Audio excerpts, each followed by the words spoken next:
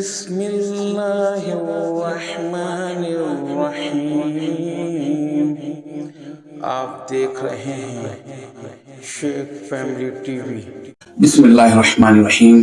میں ہوں آپ کا ہوسٹ راشد احمد۔ آپ دیکھ رہے ہیں میرا یوٹیوب چینل۔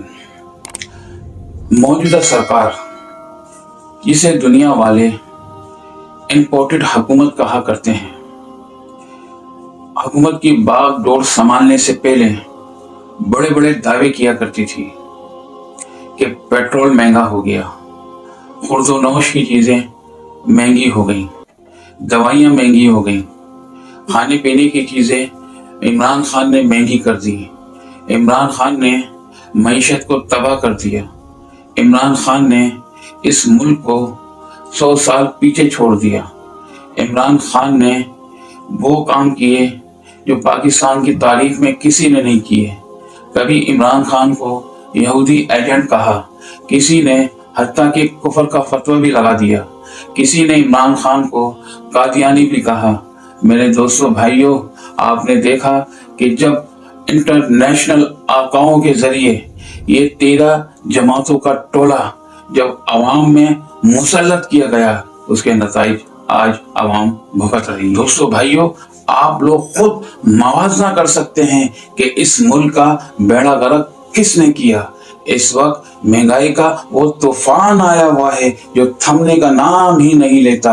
آپ خورد و نوش کی چیزیں دیکھیں، آسمانوں سے باتیں کر رہی ہیں اس کی قیمتیں۔ آپ آٹے کی قیمت دیکھیں، اس وقت آٹا 150 روپے کلو ہے۔ روٹی جو عمران خان کے دور کے اندر 10 روپے کی ہوا کرتی تھی، آج 25 سے 30 روپے کی وہ روٹی مل رہی ہے۔ دوائیاں میڈیکل اسٹور میں جا کے معلوم تو کریں، دوائیوں کی قیمتیں ہوش با اضافہ کر دیا گیا۔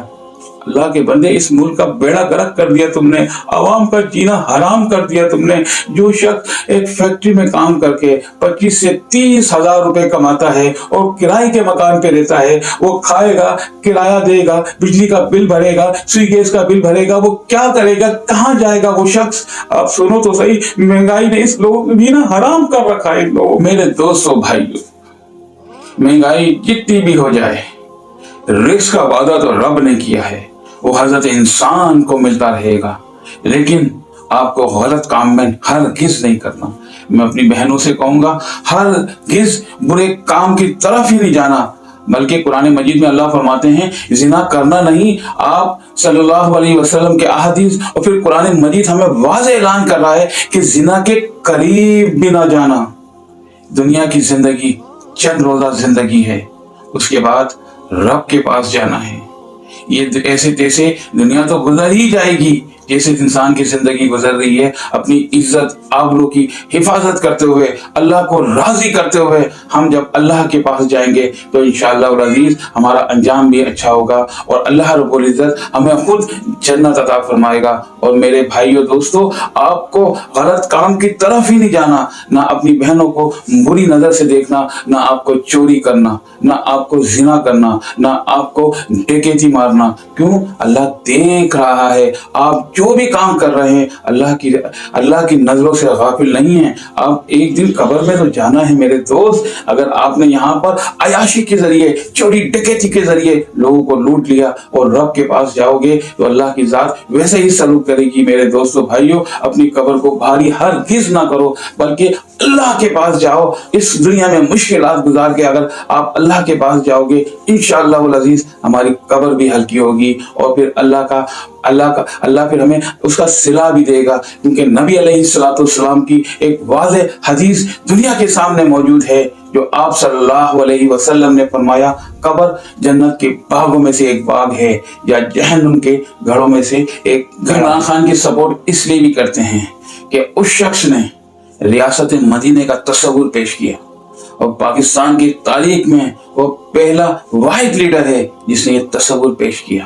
جب اس ملک میں شریعت نافذ ہوگی تو انشاءاللہ العزیز ہم دنیا میں بھی کامیاب ہوں گے، آخرت میں بھی کامیاب ہوں گے۔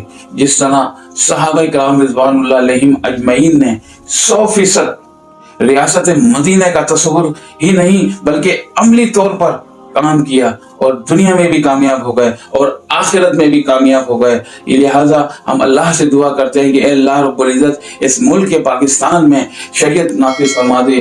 اے اللہ اس ملک پاکستان کے اندر خلفائے راشدین کا نظام عطا فرما دے, نافذ فرما دے. اے اللہ اس ملک میں نظام مصطفیٰ نافذ فرما دے. اے اللہ اس ملک کے اندر شریعت کے تحت ہمیں ہر کام کرنے کی توفیق عطا فرمائے.